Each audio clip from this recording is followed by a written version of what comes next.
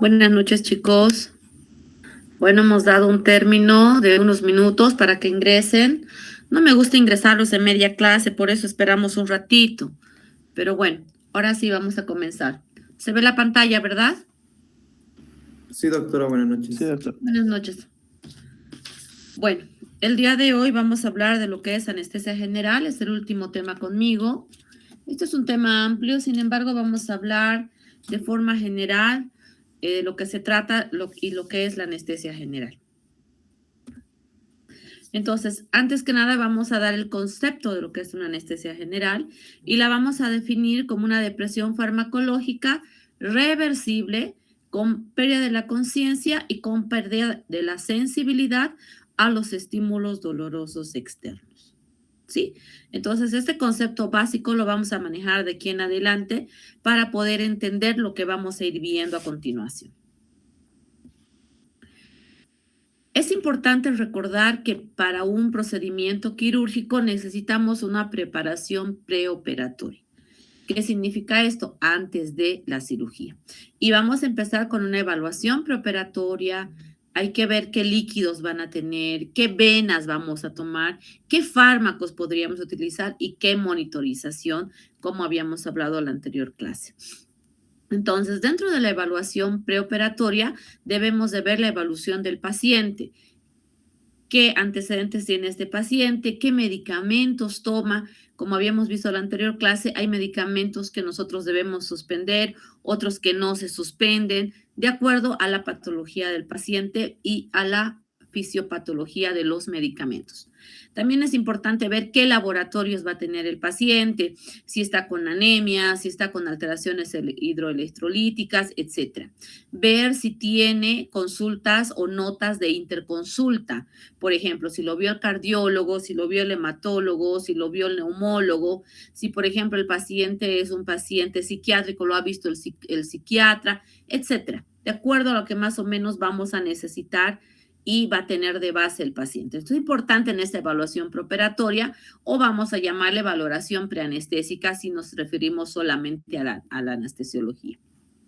Vamos a ver a qué hora fue su última ingesta, tomando en cuenta, como habíamos hablado en los primeros temas, que debemos de tener un ayuno pre o previo a la cirugía, tomando en cuenta que son de 6 a 8 horas para sólidos, 4 a 6 horas para líquidos y menos líquidos normales, leche materna incluso, y para líquidos claros 2 horas.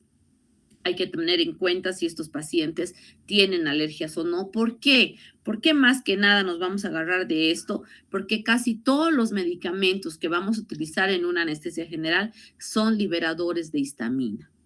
¿Qué significa eso? Que nos van a favorecer las alergias. Entonces, si mi paciente es un paciente atópico, si mi paciente es un paciente asmático, un paciente con rinitis alérgica, etcétera, debo de poner un poco más de cuidado y tengo que pensar que ese paciente me puede hacer una reacción alérgica. Entonces, tendré que prepararme con medicamentos previos antes de iniciar mi anestesia. Es importante también en este momento ver el consentimiento informado del que ya habíamos hablado previamente. ¿Qué otra cosa es importante que yo vea? El volumen intravascular que mi paciente va a tener el momento de la cirugía. Viendo qué deficiencia hídrica va a tener y corregir la mitad por lo menos antes de la cirugía. Para eso vamos a tomar en cuenta el ayuno. ¿No es cierto? Existen diferentes fórmulas para reponer el ayuno, sin embargo, utilizamos desde 20 a 40 mililitros por kilo de peso, de los cuales la primera hora se va a corregir la mitad. Y el resto vamos a poder dividir en cuarto y en cuarto durante la cirugía y dependiendo obviamente cuánto dure mi cirugía. Normalmente el ayuno que vamos a tener con el paciente lo vamos a corregir en las primeras 3 horas. Primero media, en la primera hora, o sea, la mitad de lo requerido, después un cuarto y un cuarto. Normalmente en anestesiología se usa de esa manera. Sin embargo, muchas veces les va a tocar a ustedes ver en cirugía, el cirujano repone esta corrección hídrica o esta deficiencia hídrica durante las 24 horas postquirúrgicas. Y ustedes van a ver cuando vean las indicaciones de los médicos que van a decir 3 soluciones en 24 horas, 2 soluciones en 24 horas, dependiendo el peso del paciente y lo que quieran reponer, y obviamente también dependiendo el tipo de cirugía a la cual va a ser sometida mi paciente. Otra cosa importante en esta preanestesia es el acceso intravenoso. Debemos de ver qué tipo de procedimiento es para ver qué tipo de Venocat vamos a utilizar o Introcat, como quieran llamarle, o sea, qué suero le vamos a poner. ¿Sí? Debemos ver si va a haber o no va a haber sangre, pérdida de sangre, para ver si tenemos la reposición o no. Y también debemos tener en cuenta que a través de ese acceso intravenoso vamos a tener infusión continua de fármacos, sobre todo cuando hablemos de los tipos de anestesia general. Después tenemos los fármacos que vamos a utilizar. ¿Qué fármacos previos podríamos utilizar? Ansiolíticos. Podemos utilizar benzodiazepinas, el diazepam, el midazolam. Podemos utilizar opiáceos como analgésicos potentes. Podemos utilizar medicamentos como ranitidina, inhibidores de bomba de protones. ¿Para qué? Para disminuir el riesgo de aspiración. Y por último, tenemos que tener la monitorización. Y habíamos dicho que una monitorización básica va a constar de signos vitales básicos como electrocardiograma, saturación de oxígeno, presión arterial no invasiva, capnografía y temperatura. Entonces, en este caso vamos a ver el electro que no debe faltar y los niveles de oxígeno y capnografía y CO2. El oxígeno a través de la saturación de oxígeno y la capnografía, y el CO2 a través de la capnografía y capnometría del que habíamos hablado la anterior clase. Entonces, para que yo pueda producir o dar una anestesia general o en realidad un procedimiento anestésico, este es mi instrumento de trabajo, que se llama la máquina de anestesia. Esta máquina de anestesia no puede faltar en ningún procedimiento anestésico. Esta es la que me va a ayudar a que yo pueda dar a mi paciente la respiración necesaria, los medicamentos halogenados necesarios, el monitoreo básico. Si ustedes se fijan en la imagen, en el lado izquierdo tenemos el monitoreo básico, que no se ve bien, donde se marca presión arterial, saturación, etc. En el monitor del lado derecho vamos a ver los parámetros ventilatorios. Debajo tenemos 2 frascos, uno con tapa amarilla y uno con tapa lila. Esos son los medicamentos o inhalatorios o halogenados. En este caso, el amarillo es sevoflurano, lo vamos a ver más adelante, y el lila es el isoflurano. Después tenemos una parte azul, como un corrugado en la parte de abajo. Ese es el ventilador en este tipo de máquina. Y después tenemos las mangueras. Entonces, este monitor, más bien, este aparato que se llama máquina de anestesia es mi instrumento número 1 para que yo pueda dar una anestesia, sea general o regional. Pero si es general, con mayor razón. Yo no podría empezar una anestesia general si no tengo esta máquina de anestesia. Bien, entonces, después de saber qué es una anestesia general, qué cosas debo de utilizar, vamos a saber que la anestesia general las podemos dividir en diferentes tipos. Uno de ellos, la anestesia general inhalatoria. ¿Qué es la anestesia general inhalatoria? Es aquella anestesia en la que vamos a producir pérdida transitoria de la memoria a través de gases anestésicos. Puede ser óxido nitroso, puede ser xenón, o a través de vapores anestésicos como el éter, antes se usaba, el cloroformo antes se usaba, el halotano también queda en el antes, en la actualidad ya no se utiliza. Vamos a ver después por qué. Tenemos isoflurano, tenemos enflurano, desflurano o sevoflurano.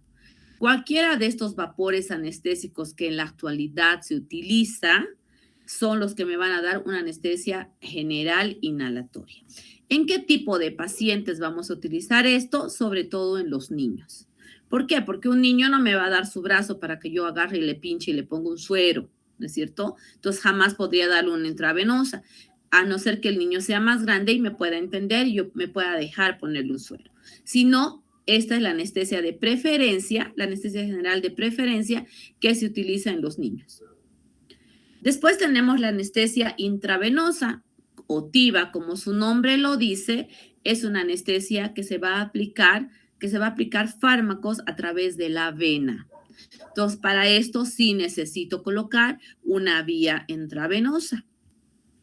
En esta técnica anestésica vamos a utilizar analgésicos como los opiáceos, ¿sí?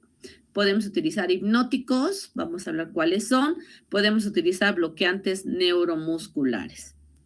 En esta anestesia intravenosa total, llamada TIVA, no se utiliza halogenados. Es solo todo endovenoso.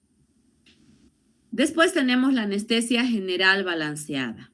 ¿Qué es esta anestesia general balanceada? Es la mezcla de estos medicamentos, tanto inhalatorios como intravenosos. Como su nombre lo dice, vamos a producir un balanceo entre estas dos cosas. Pongo un suero, a través del suero voy poniendo medicamentos, haciendo endovenosa, y una vez que mi paciente esté dormido, continúo mi anestesia a través de un vapor anestésico. A eso vamos a llamar anestesia general balanceada. Después tenemos dentro de la anestesia general también una anestesia combinada. La anestesia combinada, ¿a qué se refiere? A la mezcla de una anestesia general, sea cual sea, inhalatoria, intravenosa o balanceada, más una anestesia regional, ¿sí? Entonces tenemos 4 tipos de anestesia general. Anestesia general inhalatoria, intravenosa, balanceada y combinada.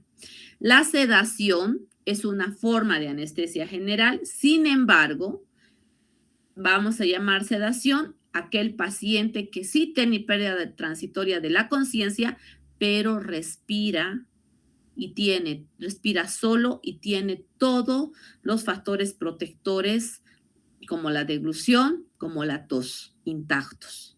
En cambio, en una anestesia general se pierde absolutamente todo, como bien habíamos visto en el concepto. ¿Se entiende hasta aquí, chicos? Doctora, la anestesia regional dijo, es una sedación consciente, ¿a eso sí hay referencia, doctora? ¿O cuál era? No, eso de anestesia regional está mal puesto, por eso me he saltado. No he hablado de anestesia regional.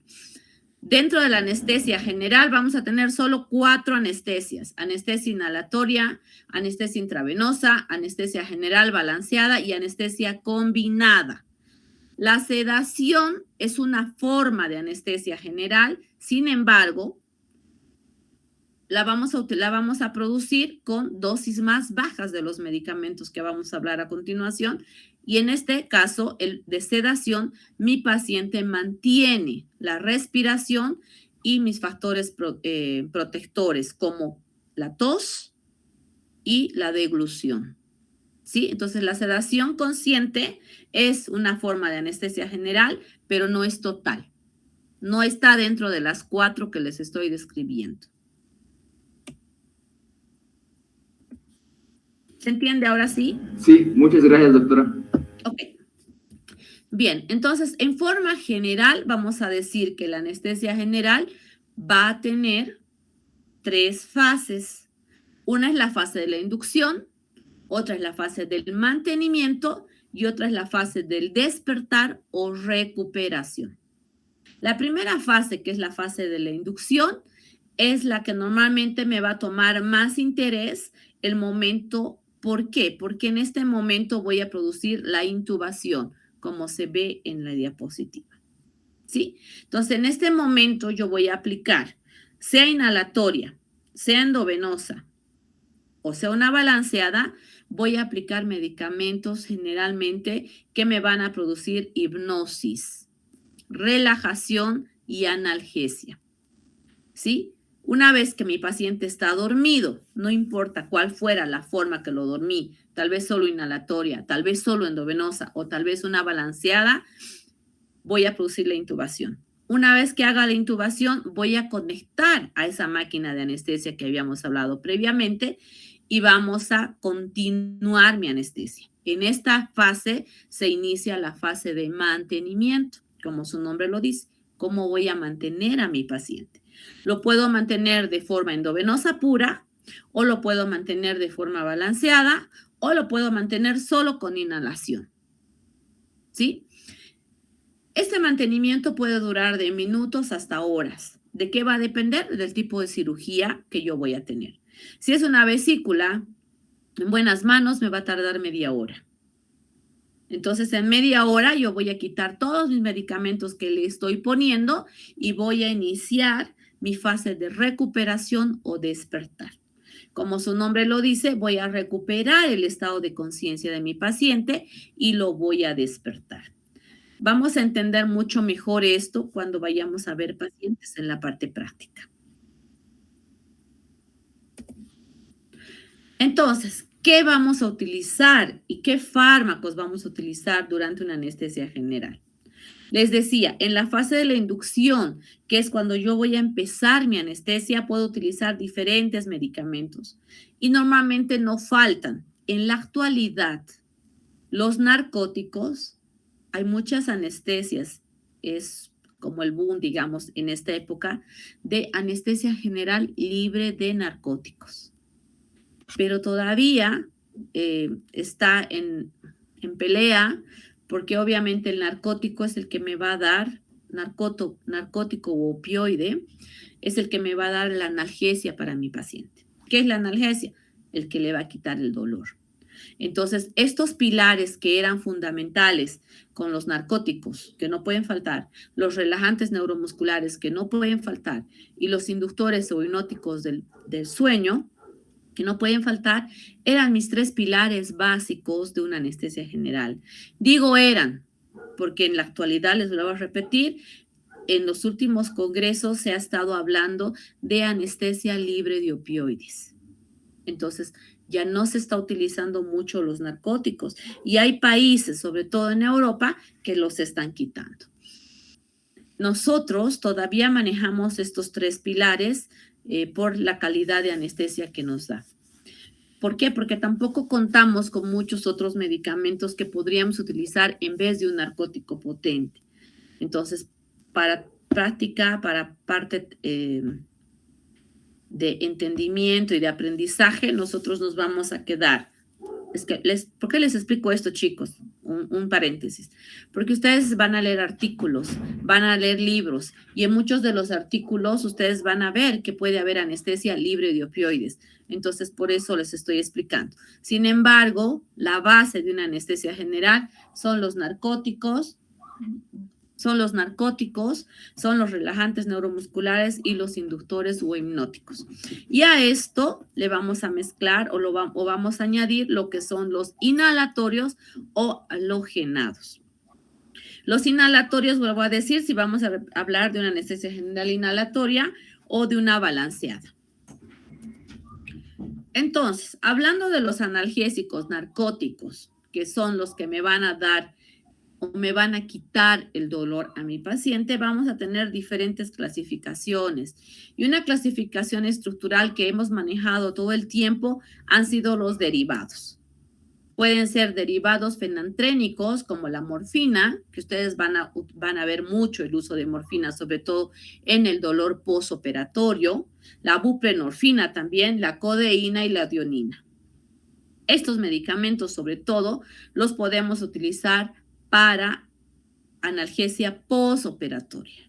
No operamos con morfina, no. ¿Por qué? Porque el tiempo de acción de la morfina sí es inmediata, pero su efecto máximo van a ser de 4 a 6 horas. Vamos a verlo más adelante.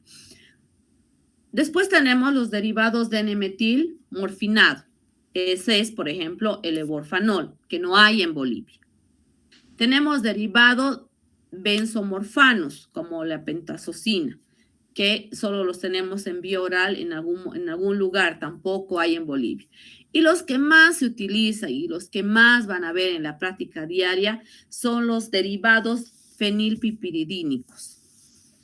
Estos fenilpiperidínicos, como la meperidina, el fentanil, el alfentanil y el sulfentanil, son los más utilizados. La meperidina y la etohepsadina se utiliza más para analgesia postoperatoria, pero el fentanil, el alfentanil, el sufentanil y el remifentanil, que me falta en esta diapositiva, son los más utilizados en una anestesia general, sea activa, es decir, endovenosa total, o sea balanceada, ¿sí? Entonces eso lo vamos a ver en la parte práctica. Sin embargo, ustedes tienen que saber que existen estos narcóticos, que tienen diferentes clasificaciones y cuáles más se utilizan. No vamos a hablar de dosis, les decía incluso en la práctica, no me interesa que me digan cuánto es la dosis del fentanil, no, pero sí me interesa que sepan qué es un fentanil, qué es una morfina, porque les va a tocar en su práctica diaria. Después tenemos derivados de difenilpropilamina, como la metadona, que también se utiliza mucho para analgesia postoperatorio, derivados del ciclohexanol, como el tramadol. Es uno de los más utilizados, el tramadol. Entonces, si hablamos de los medicamentos más utilizados, vamos a hablar de 3 o 4 nada más. Uno de ellos es la morfina, que les decía que es uno de los medicamentos utilizados con más frecuencia para un dolor postoperatorio. ¿Qué es la morfina?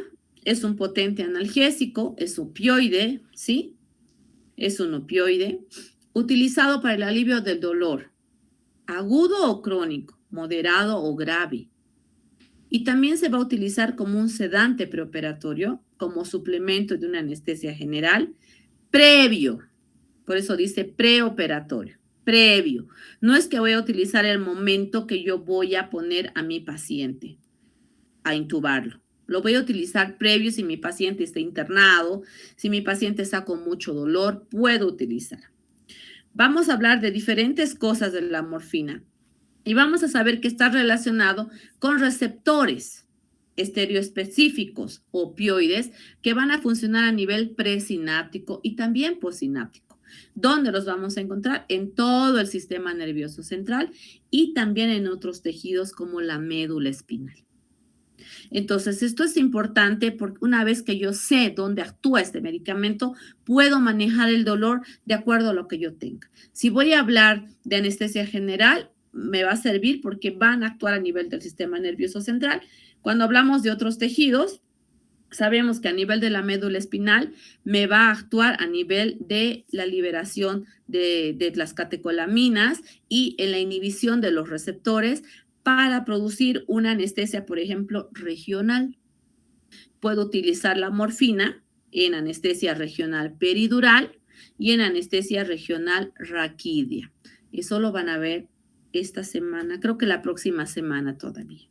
Entonces es importante saber dónde actúa, cómo actúa y por qué podría utilizar precisamente estos medicamentos. ¿Qué me va a producir estos opioides o analgésicos potentes? Me va a producir enrojecimiento en el ojo, ¿sí? Me va a producir cefalea intensa, estreñimiento, me va a producir náuseas, me va a producir muchos vómitos y lo que más me debe preocupar es que me va a producir apnea. ¿Qué significa apnea? Ausencia de la respiración. Entonces, normalmente todos los opioides, chicos, todos los opioides me pueden producir depresión respiratoria. ¿A qué vamos a llamar la depresión respiratoria? Cuando la frecuencia respiratoria es menos de lo normal. Si estamos hablando en un paciente adulto, vamos a decir que esta frecuencia respiratoria es arriba de 10, 12, 14, 16, ¿no es cierto? Y dependiendo la edad. Sabemos que en los niños va a ser mucho mayor y en los viejitos siempre tiende a ser menor. Entonces, una de las complicaciones muy graves, muy peligrosas de este anestésico opioide es la depresión respiratoria. ¿Cuál es el problema? No se produce inmediatamente. Se va a producir a las 3 o 4 horas cuando es el efecto pico de este anestésico. Entonces, por eso es que una vez que yo voy a colocar morfina, debo de vigilar a mi paciente. No puedo colocarle morfina y olvidarme de mi paciente y decir, pues, quién sabe, lo veo mañana. Yo debo dejar indicado que hay que tener cuidado con la respiración. ha pasado muchos casos que los pacientes han terminado con depresión respiratoria y con paro respiratorio después de colocar una morfina. Entonces sí se debe vigilar. Son los cuidados que hay que tener con este medicamento. El fentanil está mal escrito, no es fentanilo, es fentanilo. El fentanilo es otro medicamento que se utiliza bastante. Vamos a utilizar en analgesia y anestesia. Aquí sí vamos a utilizar. Tiene una potencia mucho mayor que la morfina por vía intravenosa. Entonces, fíjense, son 77 veces mayor que la morfina. Entonces, este medicamento sí lo vamos a utilizar en la anestesia general, porque necesitamos su acción inmediata. Entonces, sí lo vamos a utilizar. Su farmacocinética, su mecanismo de acción y sus efectos adversos son muy similares a lo que tiene la morfina. ¿Es utilizado por vía intravenosa? Sí. Tiene un comienzo de acción de menos de 30 segundos y un efecto máximo de 5 a 15 minutos. Es por eso que es de preferencia en una anestesia general. Entonces, cuando yo voy a iniciar mi fase de inducción, este es mi medicamento de preferencia para producir analgesia a mi paciente. Va a durar no más de 30 a 60 minutos. Por eso es de preferencia, porque es de acción rápida y también duración rápida. Les decía, la morfina dura 4 o 6 horas hasta 8. Entonces, imagínense a mi paciente que voy a entrar a una cirugía de una vesícula, que yo quiera manejarlo solo con morfina, mi paciente nunca va a despertar o va a tardar en despertar. Sí va a estar con buena analgesia, pero el beneficio no es bueno. A mí me interesa que mi paciente despierte, salga de la cirugía ya despierto, tranquilo y sin dolor. Entonces, el fentanil es un buen analgésico opiáceo para producir este tipo de cirugías. Los opiáceos no van a alterar el umbral del dolor de las terminaciones nerviosas aferentes a estímulos nocivos, ni van a afectar la conductibilidad de los impulsos a lo largo de los nervios. La analgesia, en este caso, por estos opiáceos, está dada por los cambios en la percepción del dolor a nivel de la médula espinal. No se olviden que tenemos ramas aferentes y ramas eferentes. Entonces es importante la acción de estos porque me van a actuar a nivel de receptores. Es muy importante saber que los opioides actúan a nivel de receptores que están tanto en el sistema nervioso central como en la médula espinal. Estos receptores son específicos del dolor para evitar que haya una respuesta y se van a llamar receptores mu, receptores kappa, receptores delta, pero los que más actúan son los receptores mu. Van a producir efectos muy similares a la morfina y aquí añadimos un poquito la alteración del ritmo con bradicardia. Me produce mucho sueño, sí, también estreñimiento, puede haber sudoración, puede producirme miosis a nivel de los ojitos, náuseas, vómitos igual, y también la depresión respiratoria que habíamos hablado. Pero aquí no me preocupa tanto que tenga depresión respiratoria. ¿Por qué? ¿Por qué creen, chicos? ¿Quién sabe? Porque el paciente ya va a estar intubado, entonces no había mucho problema de la depresión, estaría siendo controlado mecánicamente. Ya, una causa puede ser esa, porque yo voy a estar ese rato y lo voy a atender. ¿Qué otra cosa? Porque el efecto va a desaparecer más rápido. Exactamente. Entonces, algo bien importante es el tiempo de acción. Les he dicho que este medicamento no va a durar más de 30 a 60 minutos. Entonces, no me voy a preocupar tanto de la apnea que me puede producir, de la depresión respiratoria que me puede producir este paciente. En la morfina sí me debo de preocupar y sí tengo que controlar a mi paciente. En este no, porque voy a estar primero el momento de la intubación, luego el momento de la extubación o el despertar de mi paciente. Y ya lo voy a sacar casi despierto, ¿no es cierto? Entonces, esto es muy importante recordar cuando nosotros vamos a aplicar los medicamentos y debemos de saber cuándo actúa y cuánto dura cada uno para que yo vaya tomando en cuenta mis posibles complicaciones. La meperidina Les he dicho que vamos a hablar de unos 4 o 5 que son los más utilizados tanto en el postoperatorio o en el intraoperatorio. La meperidina la vamos a utilizar más como un analgésico postoperatorio. Lo ponemos en la previo, sí, antes de la cirugía, pero para que su acción me vaya a durar más allá de la cirugía.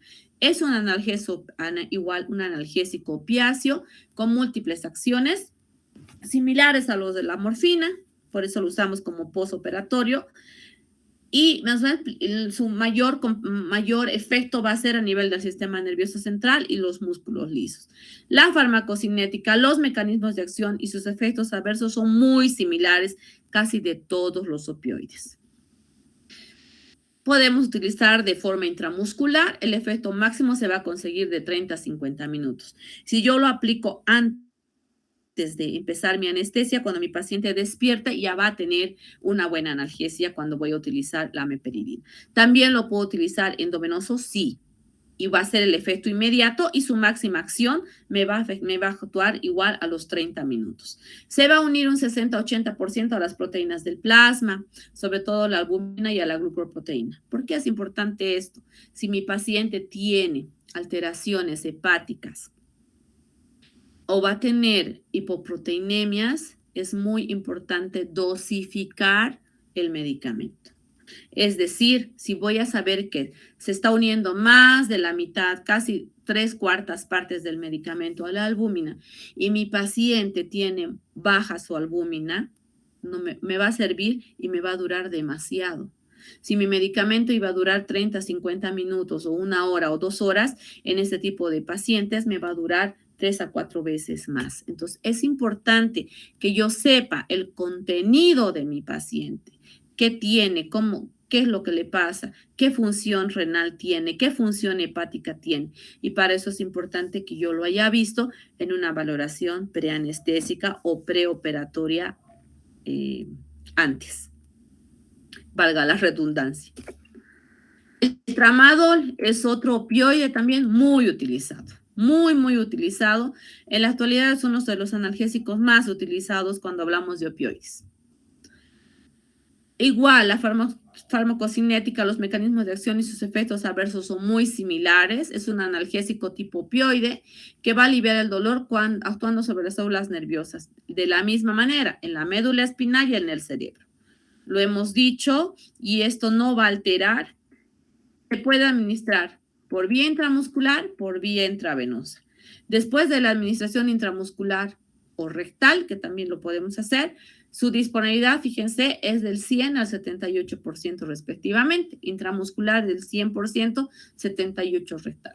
¿Qué quiere decir? Que yo voy a colocar y mi paciente va a tener una placidez o una tranquilidad inmediata. Entonces, es un buen analgésico postoperatorio que lo manejamos mucho en recuperación o en sala quirúrgica.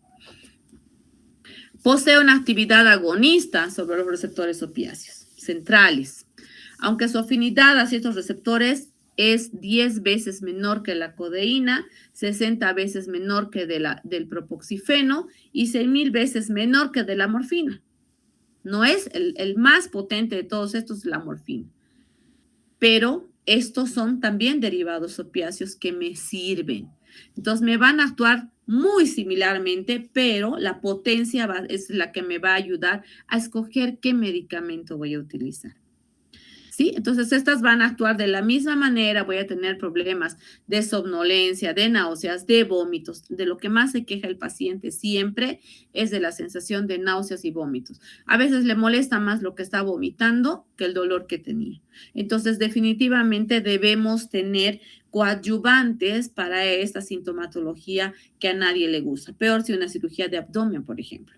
Que no tenga dolor de nada del abdomen con los analgésicos que le he puesto, pero está vomita, imagínense con una herida. Entonces sí tengo que tomar en cuenta, les vuelvo a decir, el conglomerado de mi paciente. No puedo olvidarme de esto. Cada paciente es un mundo, cada paciente es independiente y yo tengo que tomar en cuenta eso. Me va a producir, por eso está Mira, mire la cara de la niña que está allá abajo con unas ojeras porque no ha dormido nada, no le ha dolido nada, pero ha vomitado toda la noche. Toda la noche ha vomitado. Entonces, obviamente empieza a deshidratarse, empieza con malestar. Entonces es importante que yo tome en cuenta esto. Siempre que voy a utilizar un opiáceo, debo contrarrestar con un antiemético. Lo ideal es la metoclopramida. Tenemos otro que es el ondansetron. Sin embargo, por ejemplo, cuando yo voy a utilizar tramadol, no debo de utilizar ondansetron porque hay una competencia en cuanto a su actividad y me disminuye la capacidad de analgesia. Entonces, si voy a utilizar un tramadol, etcétera, puedo utilizar solamente metoclopramida como antiemético. Es importante que yo tome en cuenta estas cosas. También tengo que pensar que el tramadol y todos los opioides, sobre todo el tramadol, es útil en pacientes con problemas renales porque tiene una filtración baja. Me va a ayudar a que mejore incluso la función glomerular y es uno de los analgésicos más utilizados en pacientes insuficientes renales.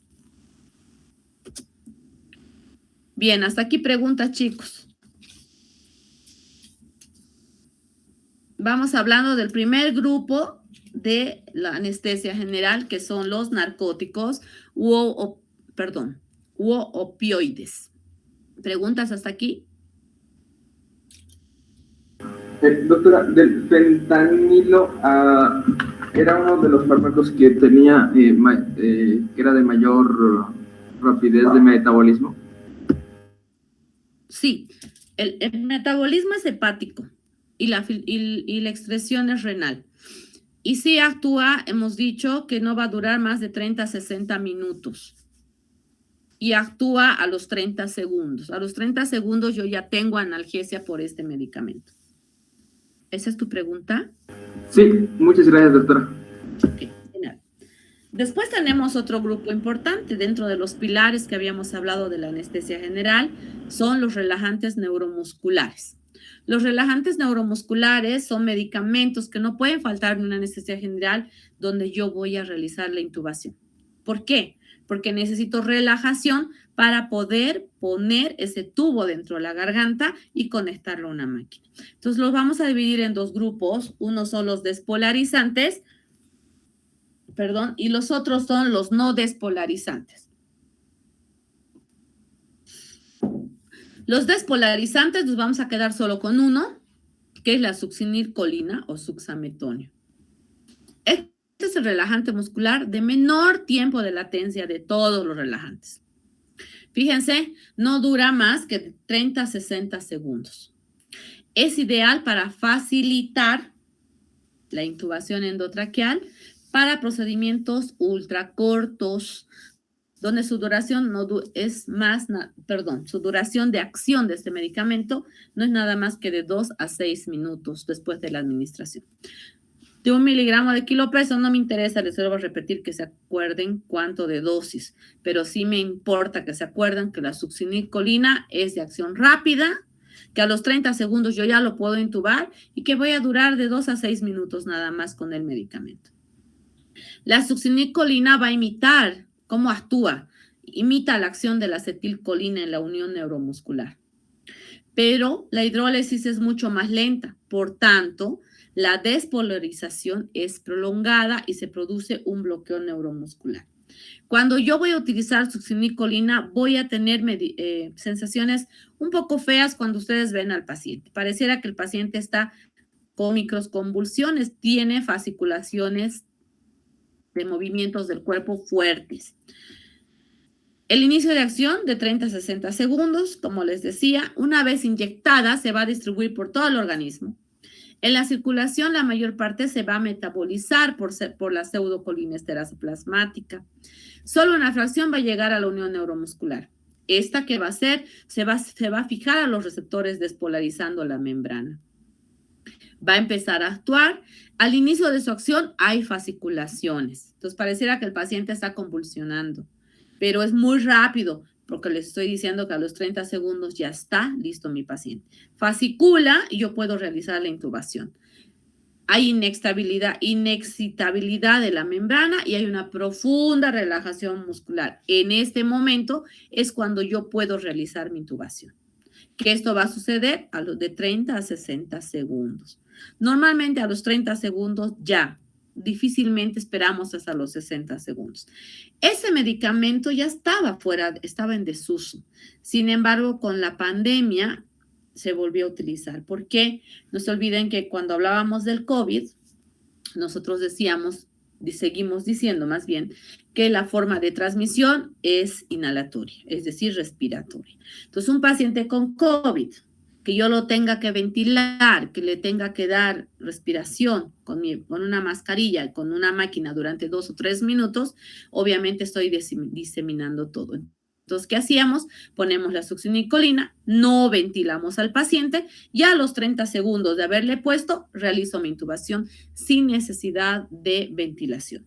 Por eso esto ha vuelto a ser un medicamento de mucho uso en anestesiología. De hecho, desde la pandemia yo ventilo muy rara vez al paciente. Utilizo en casi todos los pacientes. Sin embargo, tenemos obviamente indicaciones y contraindicaciones o cuidados que debemos tener con este medicamento. ¿Y cuáles son? Tenemos contraindicaciones. ¿En qué casos no debemos de utilizar? En pacientes con quemaduras recientes. ¿Por qué? Porque el paciente con quemadura reciente va a producir pérdida de potasio abundante, pérdida de sodio abundante. Y estos movimientos me van a producir aumento del potasio arriba. Entonces, en un paciente que tiene quemadura, yo no debo utilizar, no está indicado. En un trauma medular igual. En pacientes que tienen hipercalemias tampoco. ¿En cuáles son estos? Por ejemplo, en un paciente insuficiente renal, por ejemplo, que se caracteriza por tener potasios muy altos. Si yo voy a utilizar esto, voy a subirle más y puedo producirle paro a mi paciente, hacer alteraciones electrocardiográficas y mi paciente parar. En un trauma muscular severo, ¿por qué? Porque también se eliminan cuando hay un trauma muscular, se va a producir también aumento del potasio. Y en insuficiencia renal, como les decía. ¿Qué ventajas voy a tener? El tiempo de latencia es mucho más corto, es ultra corto. Si hablamos de clasificación, la succinilcolina se clasifica en un relajante neuromuscular ultra corto. ¿Sí? Los efectos adversos puede producir todo tipo de arritmia, especialmente bradicardia, va a producir hipercalemia, aumento de la presión intraocular, intracraneana. Por tanto, está contraindicado en pacientes que tienen glaucoma de ángulo cerrado. Está contraindicado en pacientes que tienen tumores con aumento de la presión intracraneal. Esas son preguntas de examen, chicos. ¿Sí? También me va a producir un aumento de la presión intragástrica. Entonces tenemos aumento de la presión intraocular, aumento de la presión intracraneana, aumento de la presión intragástrica. Por tanto, en un paciente con estómago lleno, no debo de utilizar. El estómago lleno, es decir, que tenga alimento, obviamente me va a tener una presión intragástrica aumentada. Si yo pongo este medicamento, puedo favorecer que esa comida se me vaya para afuera y en vez de mejorar, perjudico a mi paciente y lo puedo broncoaspirar. Entonces, no puedo utilizar en presión intraocular alta, en presión intracraneana alta y en presión intraabdominal alta. No se debe de utilizar. Tampoco me puede producir relajación muscular prolongada, puede producir mialgias. ¿Por qué? Por esas fasciculaciones que hemos dicho que produce. Entonces, a veces el paciente despierta y te dice, ay, estoy como macurcado. ¿Por qué? Por la liberación muscular que ha tenido prolongada, que aunque no es mucho, ¿sí? Pero pues todos los pacientes somos diferentes. Y este medicamento se asoció a una famosa llamada triada maldita. El uso de la succinilcolina, de un halogenado como es el alotano, que vamos a ver más adelante, y la atropina, se utilizaba como la triada maldita para la hipertermia maligna. La hipertermia maligna es una complicación de la anestesia general que obviamente tiene factor genético, pero también predispone a que mi paciente me haga temperaturas arriba de 40, 42 grados. Mi paciente puede morir con esta complicación de la hipertermia maligna. ¿Existen reversores? Sí, vamos a hablar más adelante. Pero sí se puede asociar el uso de la succinilcolina asociado a otros como la atropina y el alotano a que me pueda favorecer la presencia de esta. Bien, después tenemos los relajantes neuromusculares no despolarizantes. El despolarizante solo era la succinilcolina. El no despolarizante existen varios. Vamos a ver de acuerdo a la latencia. ¿Qué es la latencia? El tiempo en que empieza a actuar el medicamento, ¿no es cierto? Esto llamamos latencia. Habíamos dicho que la succinilcolina es a los 30 a 60 segundos. Ya tengo el tiempo para poder realizar la intubación. Entonces, aquí tenemos diferentes. Tenemos el mibacurio, tenemos el rocuronio, tenemos el bocuronio, tenemos el pancuronio, el atracurio y el cisatracurio. Cualquiera de estos que utilicemos son no despolarizantes. Como su nombre lo dice, no despolariza la membrana, no produce fasciculaciones y nos va a servir para intubar también, pero en este caso sí debemos realizar ventilación. ¿Por qué?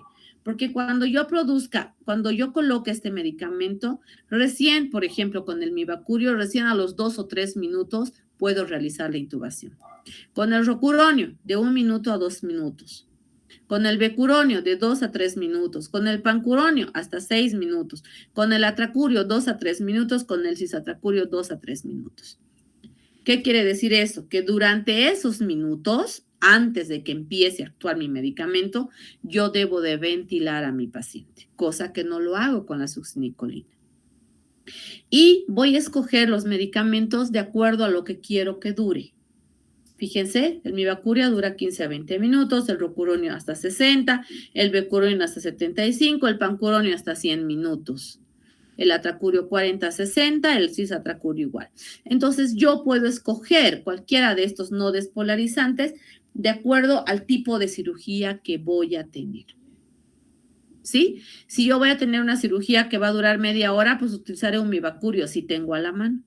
Lamentablemente en Bolivia solo contamos con atracurio, cisatracurio y a veces rocuronio.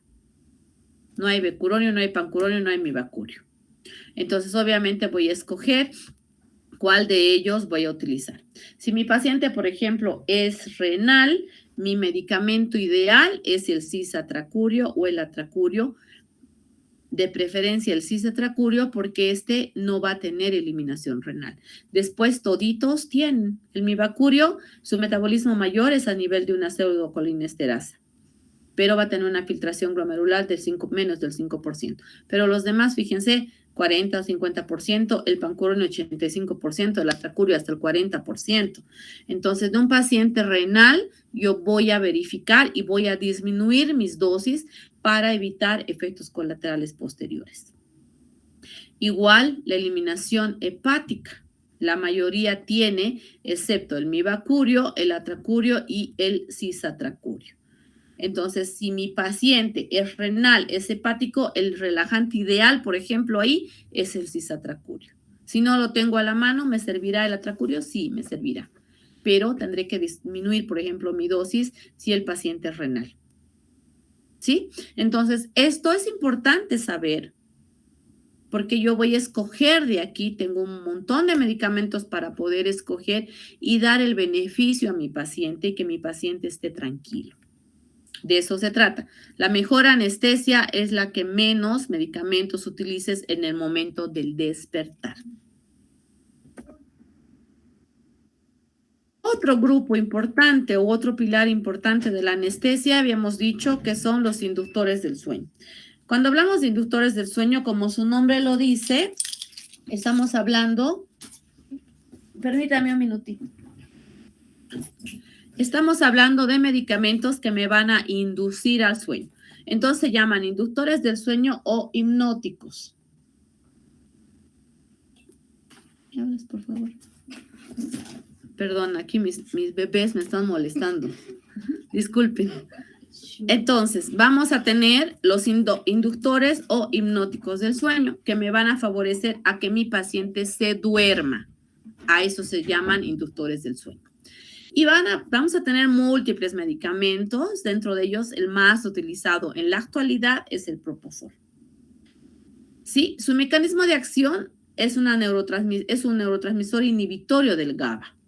No es hidrosoluble, por lo que se presenta en forma de emulsión lipídica. Y ustedes lo van a ver, así como se ve en la imagen, se ve como leche. Es blanco como leche, es el que más van a ver en su práctica. Es el que más utilizamos. Es con el que ha muerto Michael Jackson. A dosis bajas produce sedación, como bien habíamos dicho hace rato. ¿Qué es la sedación? Igual la pérdida de la conciencia transitoria, manteniendo reflejos como tos, deglución y tos y deglución, y respiración, perdón. A dosis plenas, que es la que vamos a utilizar nosotros en anestesiología, me va a producir apnea. Entonces, si yo no calculo bien mi dosis, que es lo que pasó con Michael Jackson, se pasó de la dosis y se quedó dormido, sin respirar, porque me va a producir apnea. ¿Cuánto es el tiempo que va a actuar? Yo lo coloco y a los 10 segundos ya mi paciente va a estar en apnea. También lo vamos a repasar eso cuando nos toque ver paciente dormido. ¿Nos va a producir efectos cardiovasculares? Sí. Importantes. Va a disminuir la presión arterial, va a disminuir las resistencias vasculares con la contractibilidad miocárdica y la cantidad de oxígeno cardíaco y la precarga por ende.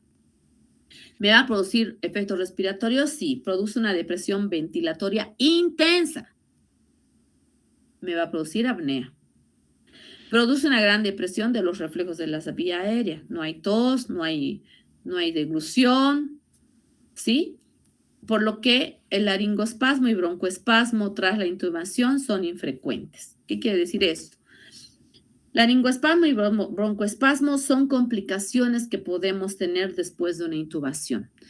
Usando este medicamento yo voy a evitar esto porque realmente me produce una depresión importante de todos los reflejos que va a tener la vía aérea.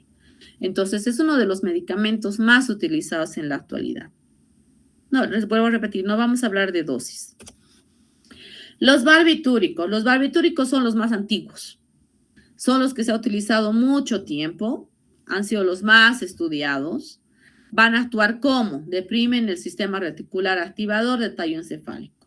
Suprimen la transmisión de neurotransmisores a nivel de la acetilcolina.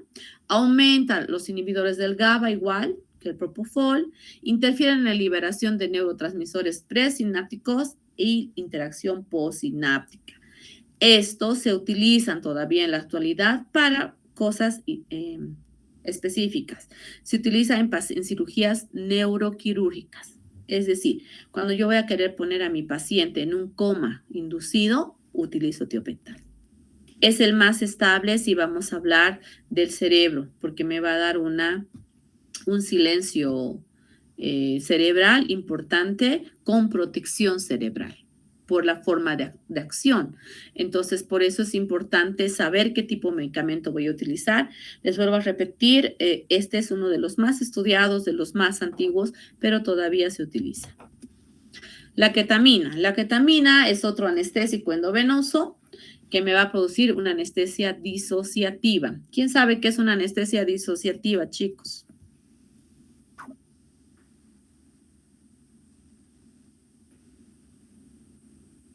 ¿Nadie?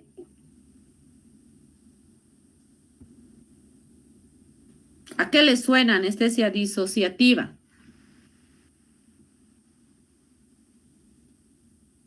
Como a la distorsión de percepciones. Sí. La anestesia disociativa es la disociación a nivel cerebral. Entonces, ¿qué pasa? Mi paciente parece que está despierto, pero está dormido. Este paciente presenta efectos muy feos. En la actualidad es uno de los medicamentos nuevamente utilizados. Ya se había quitado del mercado. Se ha empezado a utilizar porque ahorita han ido sacando medicamentos que van a tener dentro de la ketamina con menos efectos colaterales.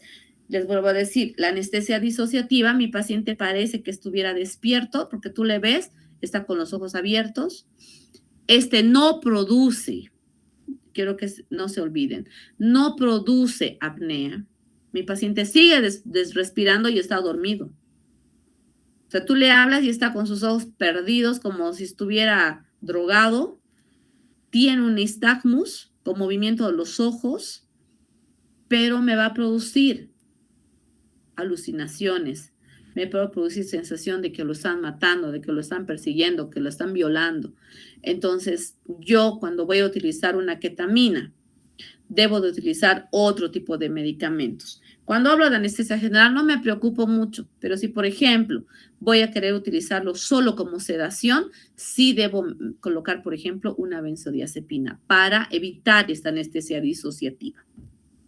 Su mecanismo de acción van a ser a través de 3 receptores. De la N-metilespartato, la ketamina inhibe este neurotransmisor, modelando la memoria, el desarrollo y la plasticidad del dolor. Es el único inductor que va a ser analgésico. ¿Por qué? Porque va a actuar a nivel de receptores opiáceos. Es un agonista kappa y antagonista mu. Les decía hace rato que los opiáceos actuaban a nivel de receptores mu, kappa y delta, ¿no es cierto? Entonces, esta ketamina también va a actuar a nivel de estos receptores. Entonces, me va a dar analgesia, porque son los receptores del dolor.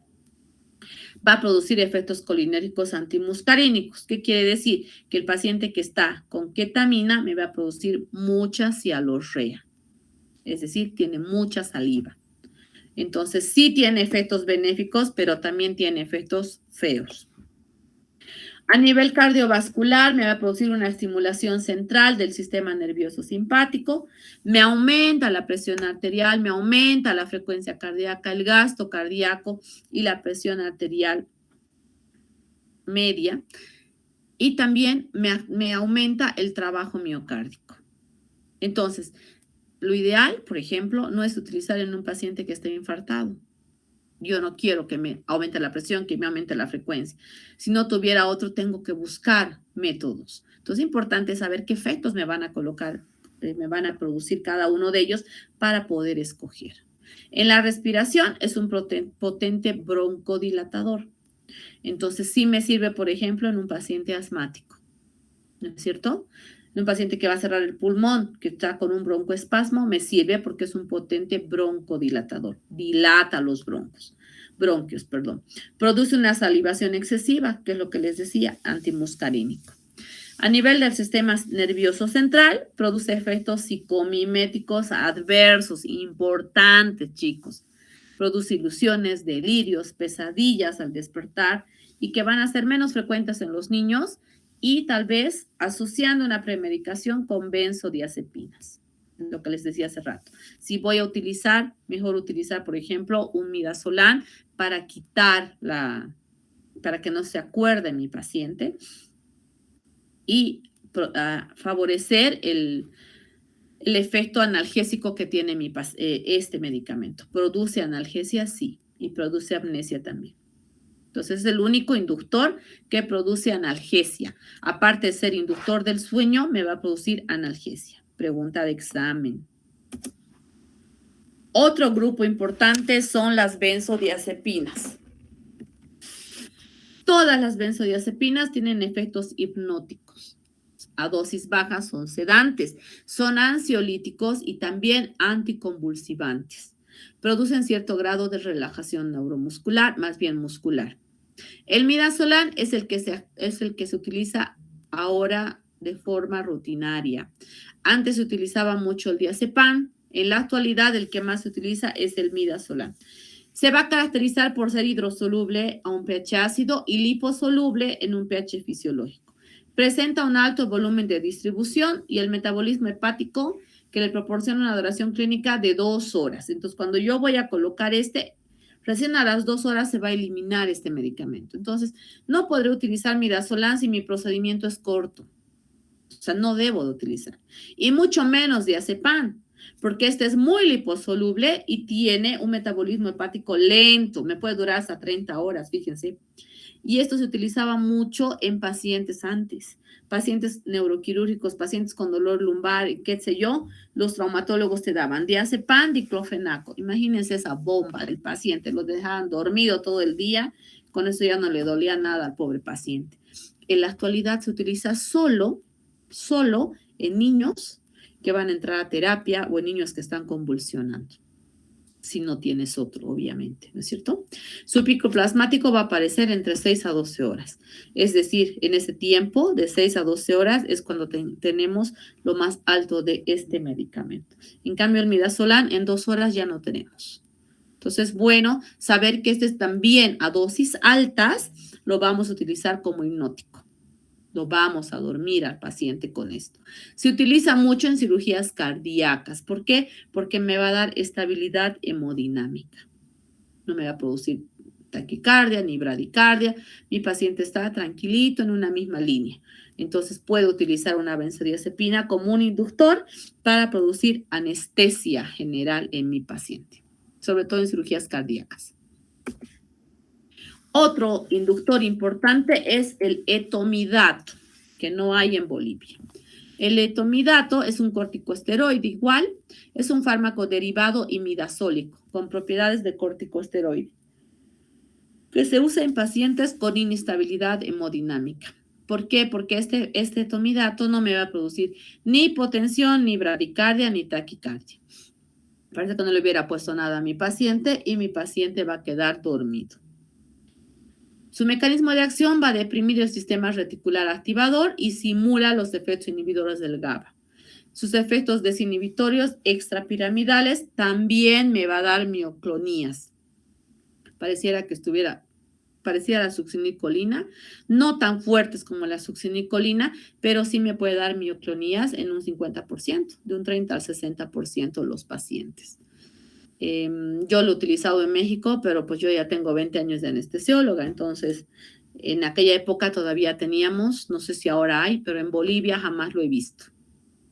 Era un buen inductor, todavía está descrito en todos los libros, entonces es una forma, es un medicamento que sí tenemos que tomarlo en cuenta cuando los pacientes son inestables.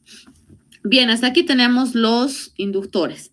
De todos estos inductores, ¿cuál podría utilizar en un paciente con shock hipovolémico, chicos?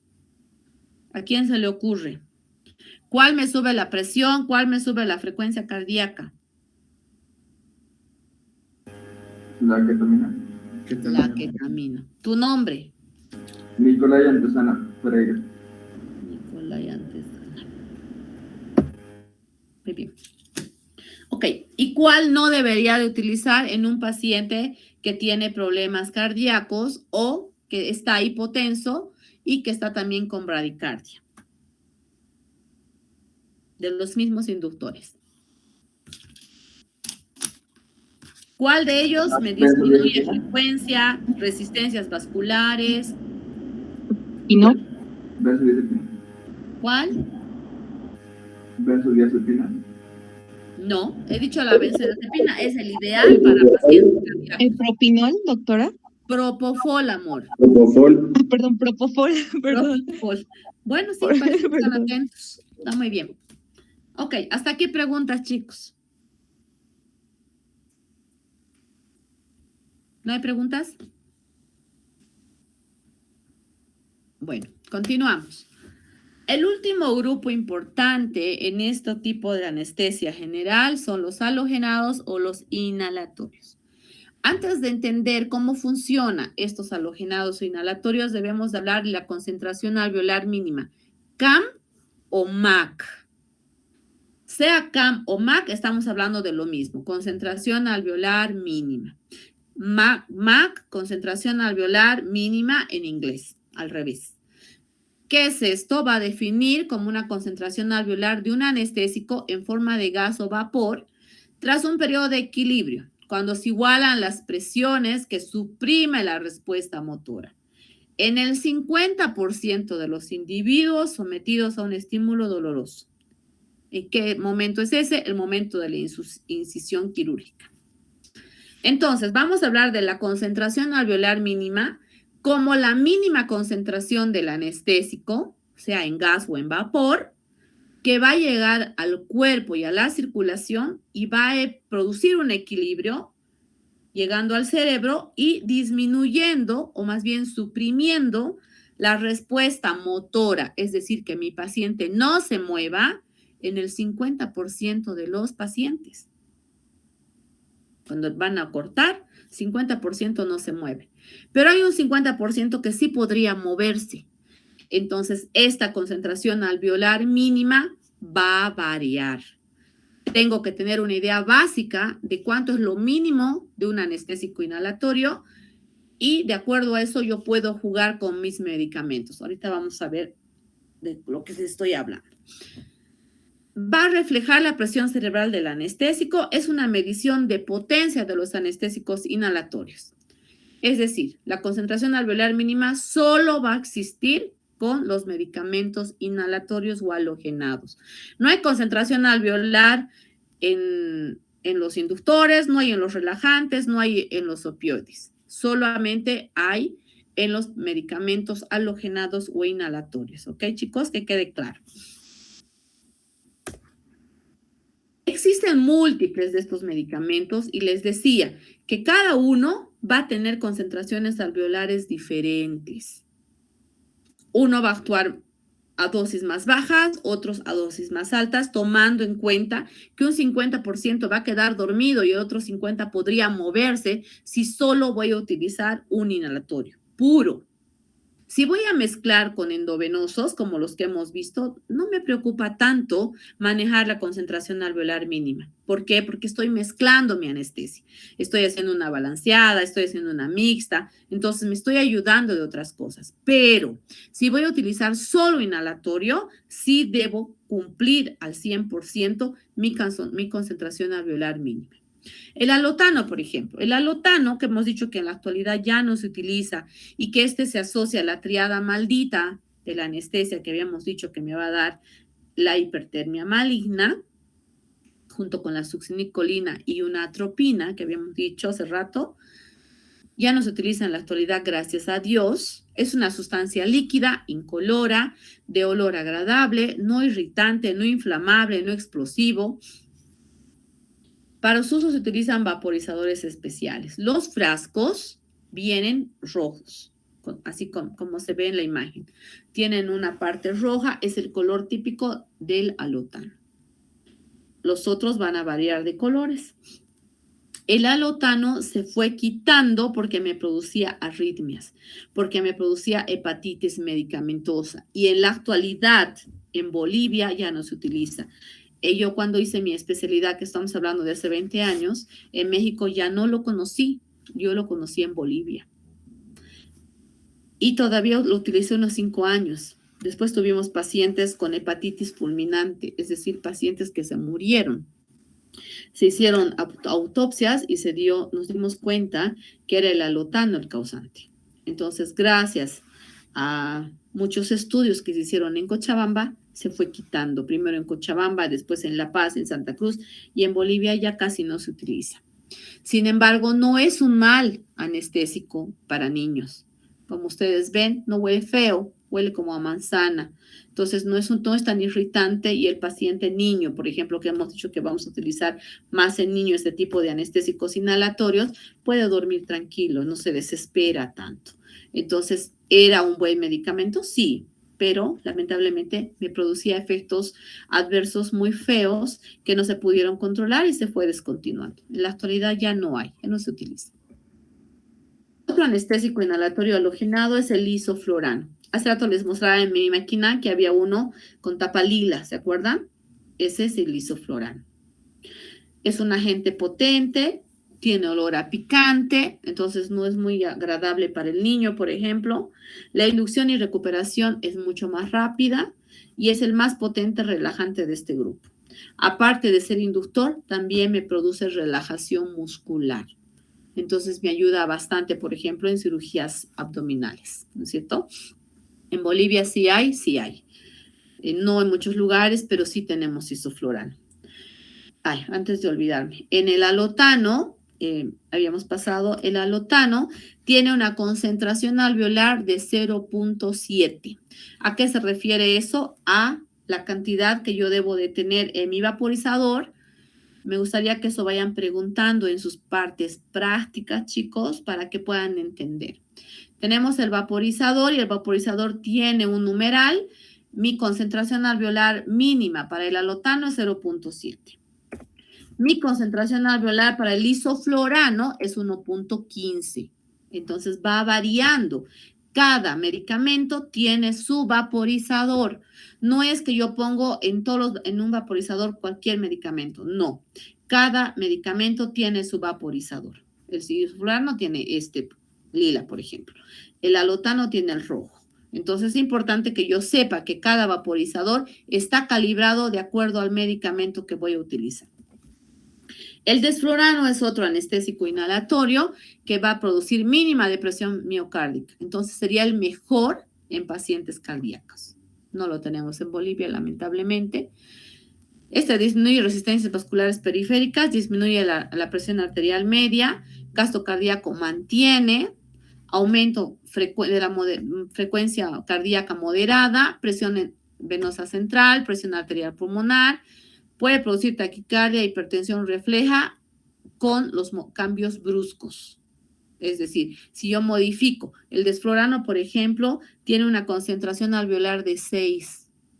Si yo subo de 6 a 8, de 8 a 3, qué sé yo, voy a tener problemas de taquicardia e hipertensión reflejas. No va a producir arritmias por sensibilidad miocárdica. No produce arritmias como el alotano.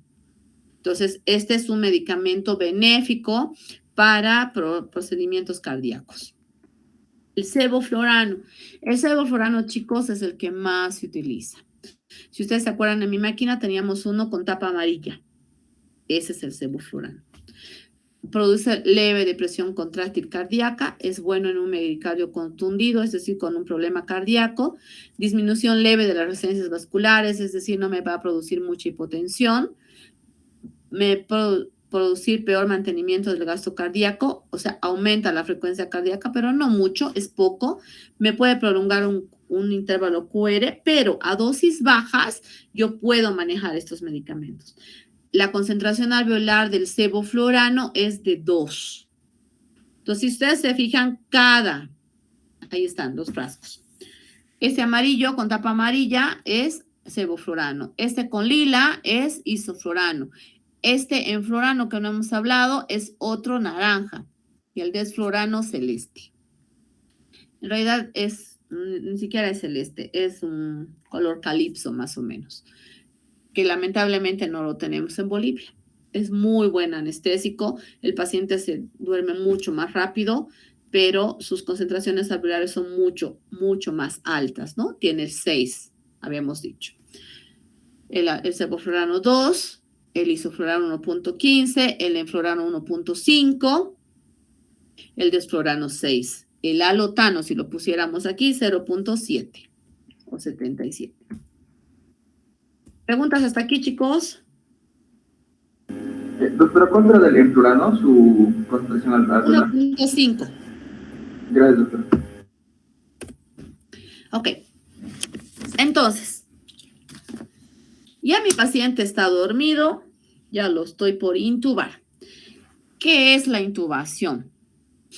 La intubación es la introducción de un tubo en el interior de la tráquea a través de instrumentos como laringoscopios, videolaringoscopios o fibrobroncoscopia. Esa es una intubación normal. Sin embargo, también tengo que tener en cuenta que podemos hablar de intubación difícil. ¿Y a qué llamamos intubación difícil? A 3 intentos durante 10 minutos. Normalmente con un profesional o 2 al lado, entrenados. Entonces, cuando yo voy a hacer con un solo movimiento, hablamos de una intubación normal. Pero si ya veo que mi paciente no se puede intubar, veo mis valoraciones predictivas de las que hemos hablado inicialmente, como mi Malampati. ¿Cuáles más hay, chicos? ¿Qué otras valoraciones predictivas hay? Patila Aldrietti, Aldrietti, muy bien. Otro. Bellhaus-Doré, Bellhaus-Doré. Distancia interincisiva, distancia esternomentoniana, protrusión de mandíbula. Cuando yo ya he visto que estas valoraciones predictivas están alteradas, debo de prepararme para una intubación difícil. Y vuelvo a repetir, vamos a clasificar o vamos a definir la intubación difícil cuando intento introducir este tubo dentro de la tráquea más de 3 veces durante 10 minutos. No es que voy a intentar 1, 2, 3, así. Yo hago mi primer intento, no puedo, modifico. Pongo una guía, ahorita vamos a ver el material. Pongo una guía, cambio de tubo, pido ayuda, etcétera. Vuelvo a intentar. No puedo, vuelvo a intentar. Si durante 10 minutos he intentado y de plano no puedo, entonces me dedico a otro material como el videolaringoscopio, como una fibrobroncoscopía, que son instrumentos básicos para intubación difícil. Pero para eso ya tengo que trazar mi plan para yo poder evitar complicaciones en mi paciente. Si yo no he visto en mi valoración preanestésica estas valoraciones predictivas, voy a tener sorpresas. Entonces, en este momento de la intubación es donde debo recordar todo. Mi paciente es Malampati 4. ¿Qué significa Malampati 4, chicos?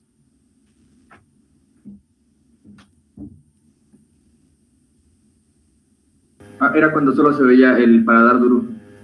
Entonces, el paciente que no voy a ver nada más que el paladar duro. Entonces, este paciente ya me va a decir que es una intubación difícil. Y si aparte tiene un Bellhaus 3, si aparte tiene un Patila Aldrietti 3, o tiene un collarín, por ejemplo, en el cuello, me está gritando que es un paciente difícil de intubar. Entonces, ahí tendré que tener mucho cuidado con las cosas. ¿Qué materiales básicos vamos a tener para esa intubación? Esto lo vamos a ver en la parte práctica, pero vamos a hablar así muy rapidito para que les quede un poquito claro de lo que se hace en una intubación. Debemos tener un laringoscopio, que es la primera imagen arriba, ese material de metal. A ver, permítame un segundo.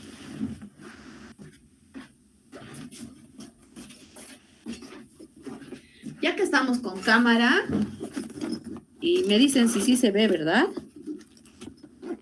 Ahora sí estoy en problemas porque no sé compartir, dejar de compartir, me hago bolas con esta computadora.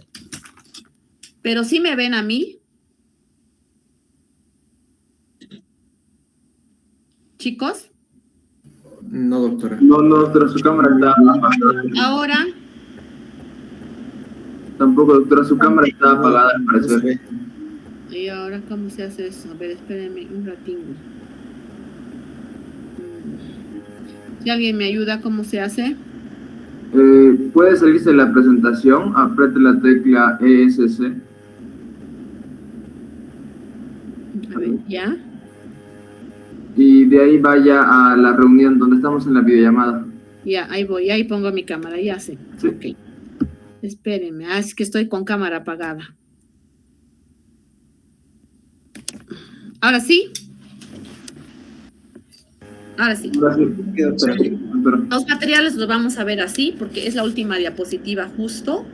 Y bueno, hablábamos del laringoscopio. El laringoscopio es esto. Vamos a tener el mango y vamos a tener una hoja. El mango puede variar. Puede ser un mango normal, como es este, que es un mango grueso, grande, largo. Puede ser uno mucho más grueso o la mitad de este. No interesa cuál sea el mango. Esto va a variar de acuerdo a quién lo hace. Hay unos que se llamaban McCoy, Massachusetts, etcétera. No interesa. Lo que sí me interesa es que sepan que el laringoscopio consta de 2 partes, el mango y la hoja. La hoja puede ser curva, puede ser una hoja recta, ¿sí? Fíjense, una hoja recta. ¿Para qué me va a servir esto? Para ver el tamaño que yo voy a utilizar. ¿Cómo voy a saber cómo voy a utilizar mi hoja de laringoscopio? Voy a medir mi comisura de mi boca al lóbulo de la oreja. Este es el tamaño que yo voy a utilizar para poder intubar. Fíjense, este, por ejemplo, es para mí. Si yo quisiera utilizar este otro pequeñito, esto se me va a quedar en la boca. La hoja del laringoscopio, les vuelvo a repetir, puede ser curva o recta, no me interesa. Viene por tamaños, viene desde el 0, 2 ceros, 1, 2, 3. Esta, por ejemplo, es una 3. Esta largota, por ejemplo, recta, es una 4. Las hojas rectas son exclusivas para niños. Estas hojitas rectas las vamos a utilizar en niños. En el adulto vamos a utilizar estas curvas. ¿Por qué? Porque en el niño, anatómicamente, la laringe la vamos a tener más adelante, un nivel más adelante. ¿A qué nivel está la laringe, chicos? ¿Entre qué vértebras? ¿Quién se acuerda? Era entre las 5. C. C4 a C6, doctora. Ya. En el niño vamos a encontrar entre C3 y C4. En el adulto hasta C5. Entonces, cuando yo voy a hacer la laringoscopía, por eso debo utilizar una recta que me ayude por anatomía a encontrar mucho más arriba. Por eso se utiliza rectas en los niños. Entonces, una vez que yo tengo mi laringo, en el material de intubación, chicos, debo de verificar que funcione. ¿Cómo voy a verificar? Este tiene una ranura, este tiene otra. Conecto y levantando la pala debo de tener luz. Entonces, lo primero que voy a verificar es que mi paciente tenga el laringoscopio para poder intubar, ¿sí? Entonces, está listo para poder intubar. Material número 1, laringoscopio. Material número 2, tubo endotraqueal. El tubo endotraqueal no es nada más que este, que va a constar de 3 partes. Una parte externa o conector, una parte media o cuerpo y una parte interna o globos. La parte externa es la que voy a conectar a las mangueras que van a ir a mi máquina de anestesia. La parte media va a tener numeraciones, no creo que logren ver, pero aquí tenemos numeraciones que me van a marcar los centímetros que voy a tener de la boca para afuera y el diámetro que va a tener mi tubo. El tubo endotraqueal va a variar en los niños, en los adolescentes, en el adulto mujer y en el adulto varón. Ahorita vamos a hablar de qué números se utilizan. Y tengo la parte medial como un globito, si ustedes logran ver. Ay, eso no tengo ni una jeringa. Este globito me sirve para que yo infle aquí afuera, porque este va a quedar afuera de la boca, y esta parte interna que va a quedar en las cuerdas vocales. Entonces, este globito se va a inflar y va a evitar que se mueva mi tubo el momento que yo ya he intubado. Los números. El tubo endotraqueal va a variar. En el niño tenemos 16 más la edad dividido entre 4. Me va a marcar, por ejemplo, un niño de 4 años. 16 más 4, 20. Dividido entre 4, número 5. Entonces, yo me voy a fijar en los números y aquí debo buscar un número de tubo número 5. Lo ideal es que tengas un número por abajo y un número por arriba. Entonces, si a ese niño de 4 años le toca 5, debo tener 4.5 o 5.5. Todos los tubos vienen marcados desde el número 2, vienen 2, 2.5, 3, 3.5, 4, 4.5, etcétera, hasta el 10. En el adulto mujer vamos a utilizar el tubo 7 o 7,5. Pregunta de examen. Y en el adulto varón vamos a utilizar 8, 8.5 o 9. Les vuelvo a repetir, hay hasta 10. Sí, podemos utilizar en caso extremo. Pero esos son las numeraciones. ¿Qué otra cosa del tubo? El tubo endotraqueal puede ser con globo. La mayoría, el 90% se utiliza con globo. Y en los niños utilizamos tubos endotraqueales sin globo. En la actualidad, como estos globitos son de alta presión, es decir, yo puedo aumentar el volumen y no voy a lastimar mis cuerdas vocales, mis capilares de las cuerdas vocales, entonces se utiliza mucho con globo. Antes no se utilizaba con globo, era prohibido en los niños. ¿Por qué? Porque las presiones a nivel capilar que aguantan los niños son mucho menor. Entonces, lo ideal es que este tubo cada 2 horas yo vaya desinflando, si mi cirugía es muy larga, voy desinflando mi globito para evitar que esto siga comprimiendo y me pueda producir una necrosis a nivel de las cuerdas vocales. ¿Sí? Entonces, porque una de las complicaciones de las intubaciones prolongadas son las estenosis traqueales. Entonces, es importante que yo tome en cuenta esto. Entonces, instrumento número 2, tubo endotraqueal. Instrumento número 3, cánula de Guedel. La cánula de Guedel no es nada más que este instrumento, que normalmente son desechables, que también pueden variar de tamaño. La forma siempre es la misma, ¿sí? Fíjense. Tiene una parte que va a ir a la boca y esto que va a ir adentro. Hay 3 maneras de colocarlas. Las puedo poner de esta manera y girar completamente. La puedo poner de lado o la puedo poner simplemente por abajo. ¿Esto qué va a hacer? Este instrumento, sí los describimos en intubación, pero es un instrumento de ventilación. Cuando yo voy a dormir, mi primer obstáculo es la vía aérea. ¿Qué es, chicos? ¿Cuál es mi primer obstáculo? La lengua. La lengua.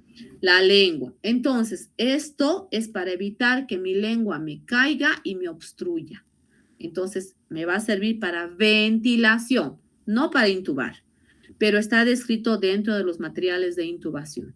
¿Ya? Ustedes lo van a leer y van a entender por qué estamos hablando de esto. Entonces, una vez que yo coloque esto dentro de la boca, voy a poder ventilar a mi paciente sin que mi lengua me deprima y sea el que me obstruya mi vía aérea. ¿Cómo voy a saber qué tamaño? Como ustedes han visto, hay diferentes tamaños. Se mide de la misma manera que la hoja de laringoscopio, de la comisura de la boca al lóbulo de la oreja. Esta es la forma de medición para que yo sepa que una vez que meta aquí, no se me va a quedar aquí y en vez de mejorar, me obstruya. La idea es que realmente aplane la base de la lengua, que es la que me va a producir la obstrucción. Entonces, instrumento número 3, cánula de Guedel. Instrumento número 4, guía endotraqueal. La guía endotraqueal no es nada más que un material de cobre, de alambre, que puede ser de cobre o puede ser de plástico en la actualidad. Esto va a ir dentro del tubo. ¿Para qué me sirve?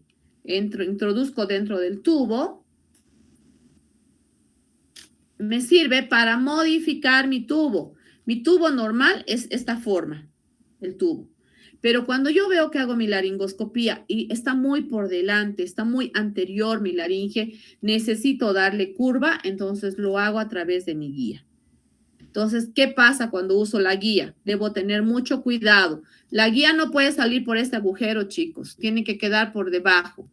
Una vez que yo ya he introducido entre el globito, hay otra persona que va a jalar y me va a retirar mi guía. Entonces, no voy a dejar la guía adentro. Este es un instrumento de intubación difícil para anestesia. Sin embargo, en pacientes, en la especialidad de terapia intensiva, los terapistas jamás intuban sin guía, porque ellos han aprendido así. Para ellos es instrumento diario de intubación. Para mí es un instrumento de intubación difícil. Cuando solamente me está costando, es que yo voy a utilizar la guía. Después tenemos otro material importante que es la mascarilla facial. La mascarilla facial también las puede haber en diferentes tamaños. La forma es la misma, es una forma de una oliva que tiene una parte delgada y una parte gruesa. ¿Cuál es la mejor mascarilla? La forma de medir la mascarilla es ver la base de la nariz y el mentón. Esa es la mascarilla ideal que yo debo de utilizar. Fíjense, si yo quiero ponerme esta mascarilla, me falta un pedazo aquí. Entonces, cuando yo quiero dar ventilación, voy a tener fuga de todo el oxígeno que le estoy dando. No me sirve. Entonces, es importante que yo adecue la mascarilla de acuerdo a la fisonomía de mi paciente. Fíjense, esta chiquitita, por ejemplo, es neonatal, es de un bebecito. Esta es de un chiquito de un año. Y esta que estoy agarrando es de un adolescente. Y aunque yo no tengo cara muy grande, tampoco me sirve. Entonces, cada mascarilla debe mantener la forma de un oval o un ojal, si quieren, y debe sellar la cara. Esa es la forma de utilizar la mascarilla facial. ¿Ok? Entonces, tenemos, aparte de esto, tenemos una aspiración. Siempre debemos contar con aspiración dentro de quirófano o en el momento que vamos a hacer la intubación, siempre. ¿Por qué? Porque no se olviden que puede tener flemas, que puede tener sangre, que puede tener simplemente saliva. Yo necesito ver bien dónde voy a colocar el tubo endotraqueal. Entonces necesito un material de aspiración. Necesito tela adhesiva para poder fijar este tubo que yo estoy colocando. Y una vez que ya intube, conecto mi máquina a mi paciente a mi máquina de anestesia y continúo mi anestesia en la fase del mantenimiento, que les decía inicialmente que el mantenimiento puede durar desde minutos hasta horas, dependiendo qué tipo de cirugía voy a manejar. Y por último, viene la fase de recuperación, donde voy a despertar a mi paciente. ¿Cómo lo voy a hacer? Voy a cerrar todo lo que he utilizado. Si estoy utilizando halogenados o inhalatorios, cierro los frascos de los que hemos hablado, cierro los narcóticos si le estoy dando, y espero que mi paciente empiece a respirar solo. Una vez que mi paciente empiece a respirar solo y esté, entre comillas, medio consciente, retiro el tubo, le coloco nuevamente mi mascarilla, lo dejo respirar un ratito y nos vamos a recuperación. Y la práctica, y la clase se terminó, chicos. Pregunta. Doctora, en el caso de que un paciente tuviera laringomalacia, podría ser imposible, no, perdón, pero podría ser complicado, pero no imposible intubar, ¿o cómo sería eso? En esos pacientes que tú ya sabes que tienen alguna alteración, lo ideal es que ya te prepares.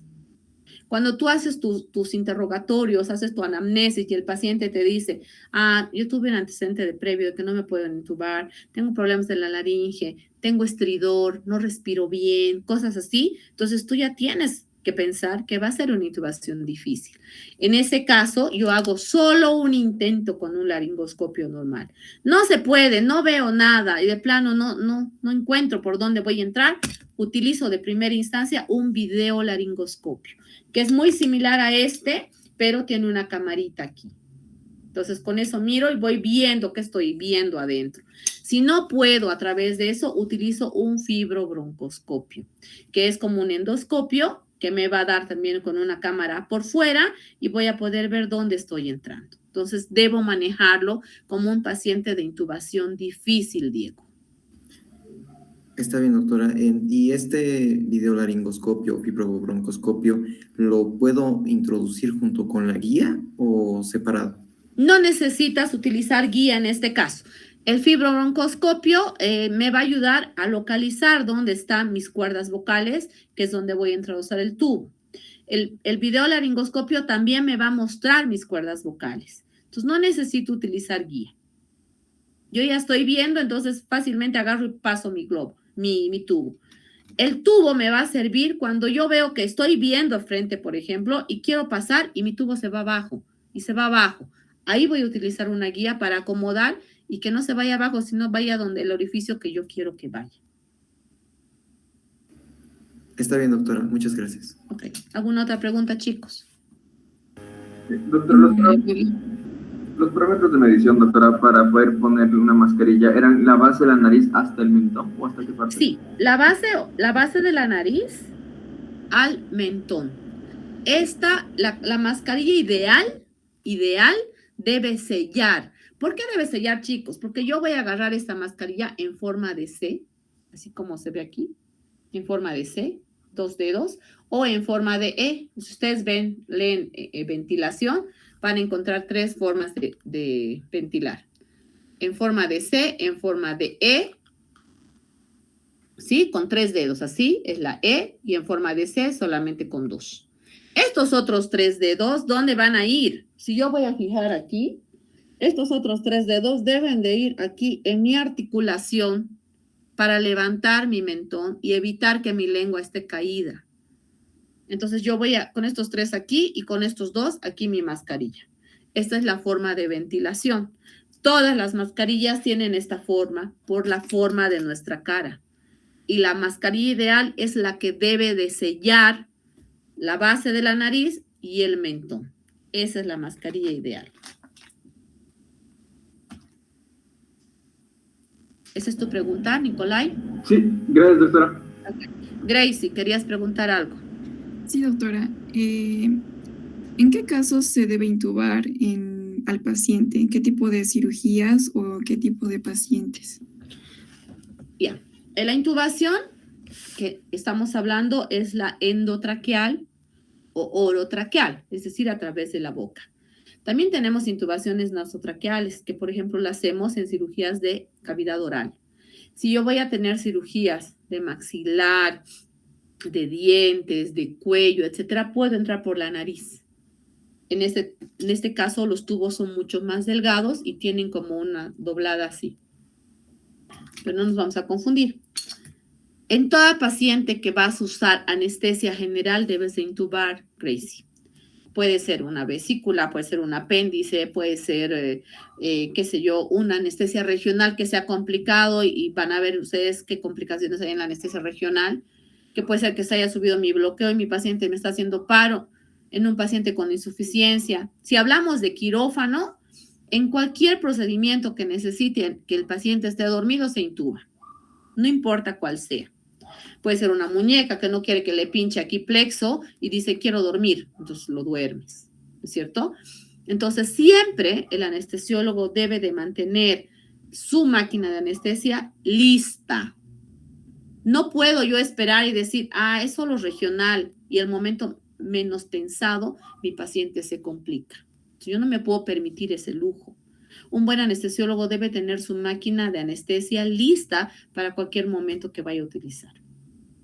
Entonces, la cirugía que sea puede ser con anestesia general y cuando es anestesia general yo tengo que intubar, Gracie. Gracias, doctora. Listo, chicos. Ya nos hemos pasado de la hora. Entonces, que les vaya bien. Conmigo es la última clase. Las próximas les toca anestésicos locales, creo.